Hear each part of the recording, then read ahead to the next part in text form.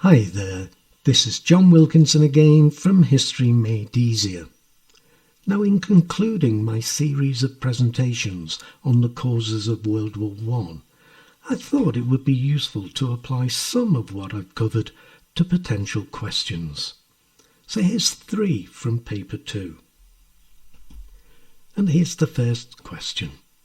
Compare and contrast the long-term causes of 2 wars. Now, I write these approaches to questions more or less in real time. That is, I write as I think, though I do type with 2 fingers, which gives me a little more thinking time. But I must confess, I walked away from this one and came back with a fresh idea.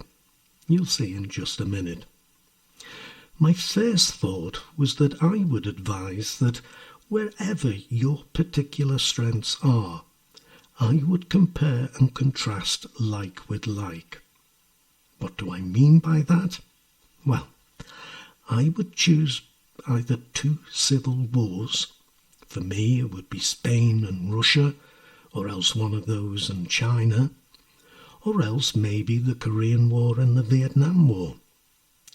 Or I would choose World War I and World War II. See what I mean by like with like? And then I was going to write about what I would include, knowing that you might not have covered World War II yet.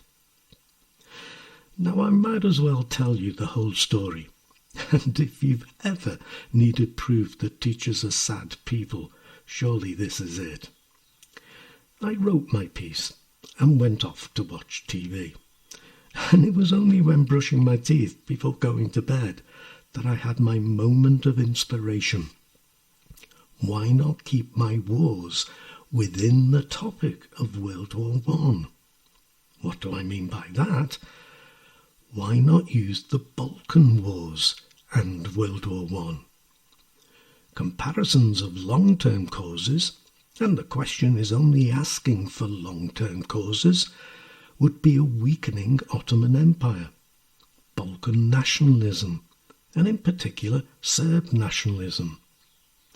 The contrast would be that for World War I, you have to bring in the long-term factors that brought in the major powers.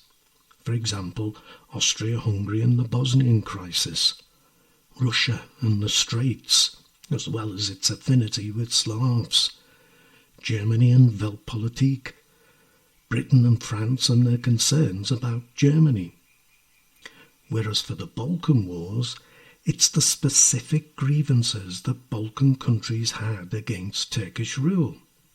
Now, sad I may be, but let's be fair, I was also inspired. And how different would this be to the rest of the answers for this question? Top grade different, I think. So to the second question. Territorial disputes were the main causes of wars. Discuss with reference to 2 wars, each chosen from a different region. Now, having realised that you may well not have covered other wars when you listen to this presentation, I'm going to confine myself to World War I and show how that could be used for half your answer. But let me say up front that while a case can be made for territorial disputes being a factor in many wars, ultimately I would not say it was the main cause for most of the wars I've studied, including World War I, which I think was more a matter of power politics and status. But that wouldn't put me off answering this question.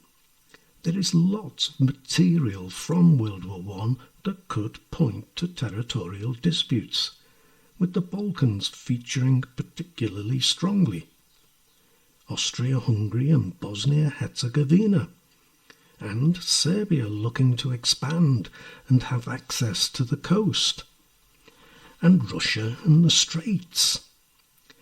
There is Germany and Weltpolitik, Mittel Europa and Germany's place in the sun, much could be made of Morocco. There is France and Alsace-Lorraine, and even Britain's determination to defend its empire. All of this could be legitimately used, but I would stress that only Austria and Bosnia, as well as Serb territorial ambitions, could be linked directly to World War I. The rest did a lot to raise tensions, leading to alliances being made, etc. But the heart of any explanation for World War I lies in the Balkans and the relationships between Austria-Hungary and Serbia, Russia and Serbia, and Russia and Austria-Hungary. And you should include this. The question asks you to discuss whether territorial disputes were the main causes of wars. And a discussion has two sides, maybe more than two sides to it. So to the third question. The most important causes of war were economic. With reference to two wars, to what extent do you agree with this statement? Now, I've said that I think World War I was a matter of power politics and status, with the Balkans the point of most stress. And the question asks you to what extent you agree with the statement, so you will bring in issues other than economic issues. But I can point to economic factors, Germany and Weltpolitik, and I think we can include the September programme as evidence of Germany seeking gains in Central Europe. Weltpolitik did include Mittel Europa, and these were for economic gains. Russia and the Straits, and the fact that it wanted to control its access to exports through the Mediterranean. France regaining Alsace-Lorraine, with its farms and its industry, and too its people, and so workers, consumers and taxpayers. And remember, France was worried that whilst Germany's population was growing, France's was dropping. These are economic factors. And as a final thought, if you look back over my comments to these three questions, you will note that the history doesn't change. Of course it doesn't.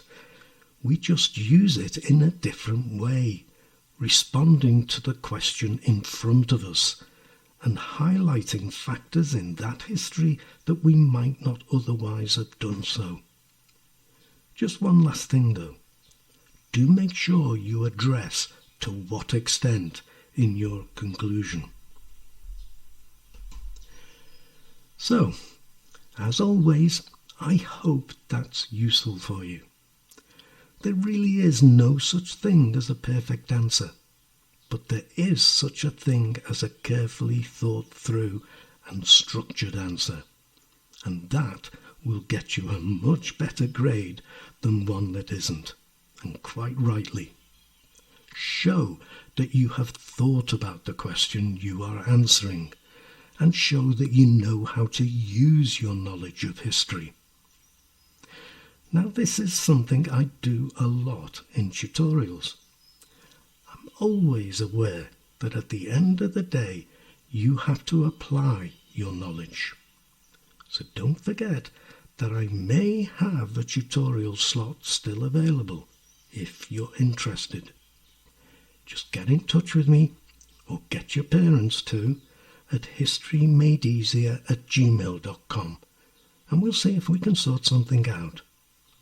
But for now, let me thank you for listening and wish you the very best of luck in your studies. Cheers.